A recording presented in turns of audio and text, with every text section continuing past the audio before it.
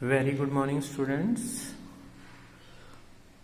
Dear students, today we will study your first prose lesson from the book Flamingo. The name of the chapter is Last Lesson, and this is written by Alphonse Daudet. Alphonse Daudet is a very famous short story writer and a novelist from France.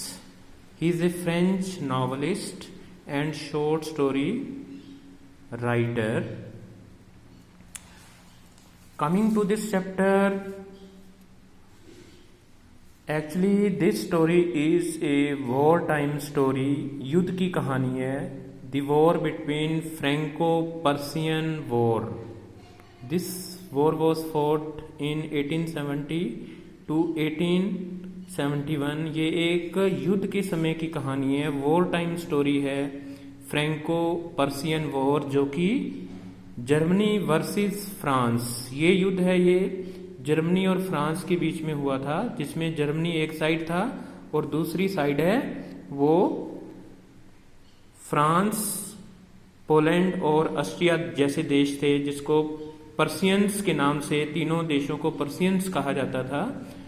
और 1870 to 1871 में ये युद्ध हुआ था, जिसके अंदर Germany है. Germany occupied 2 districts of France. Germany ने फ्रांस के 2 डिस्ट्रिक्ट्स हैं उनको हथिया लिया था. इस मैप में आपको दिया गया है, ये फ्रांस है, this side Germany, and 2 districts of France, Lorraine and Alsace, both were occupied. दोनों डिस्ट्रिक्ट्स हैं, उसके ऊपर जर्मनी ने अपना अधिकार कर लिया था. And the result was that German language was imposed on these 2 districts of France. France के अंदर, इन दोनों जिलों के अंदर जर्मन भाषा है वो थोप दी थी. Means their language was taken away from them and German language was imposed on these 2 districts. German भाषा है वो फ्रांस के इन दोनों डिस्ट्रिक्ट एल्सेस एंड लोराइन के ऊपर है वो थोप दी थी, यानी कि उनका फ्रेंच बोलने पर पाबंदी लगा दी गई थी और केवल वो अब जर्मन भाषा ही बोल सकते थे. Now coming to next, there are 2 main characters in this story. One is M. Hamel, Master Hamel, and second is French. Master Hamel is an old teacher. He teaches French language. Master Hamel है वो एक बूढ़ा व्यक्ति है, and he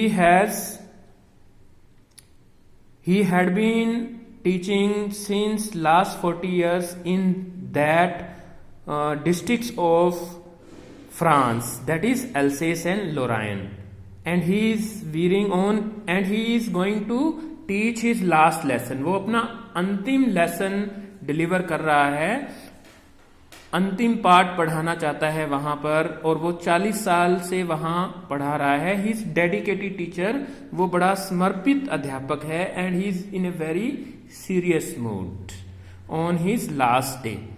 बड़े fine clothes पहने हुए उसने लास्ट दिन.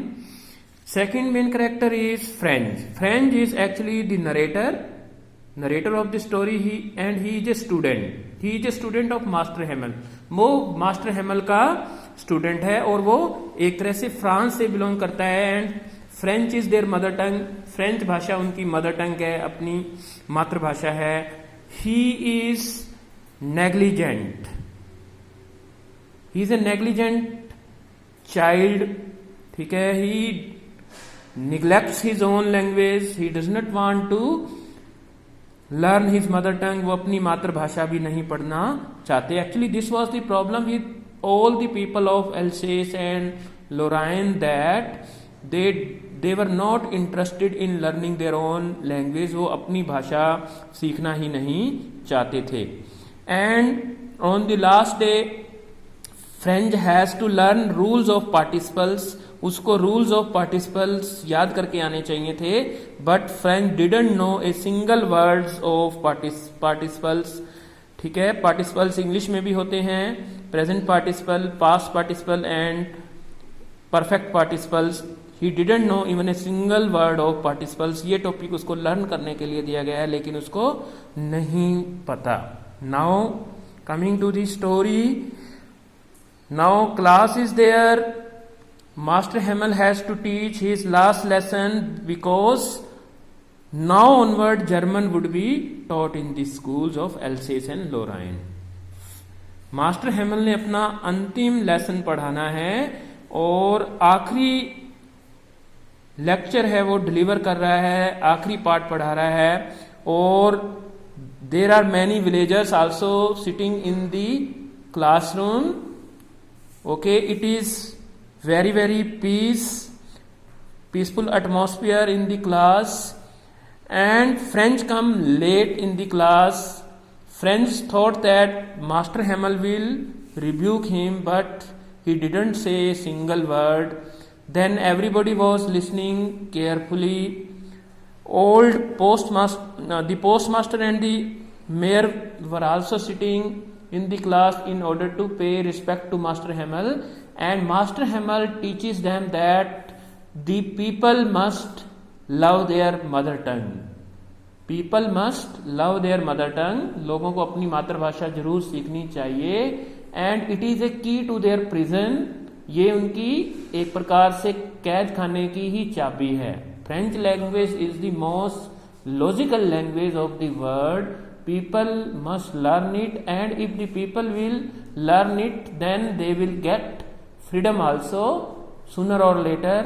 वो ये चाहता है, कहना समझाना चाहता है लोगों को कि अगर लोग फ्रेंच भाषा को समझ लेंगे तो उनकी फ्रीडम है वो भी उनको दोबारा से मिल जाएगी। क्योंकि अगर वो मातृभाषा सीखेंगे तो लोग एक दूसरे के संपर्क में आएंगे, वो इकट्ठे हो जाएंगे और दोबारा से अपनी आज़ादी को हथिया लेंगे।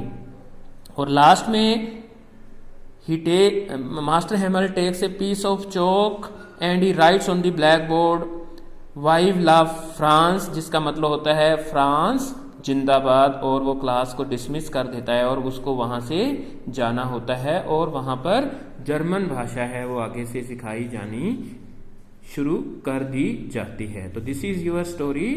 इन the next video we will study the word by word explanation of the text of this chapter, and I will try to finish it in 3 lectures. I think 3 lectures.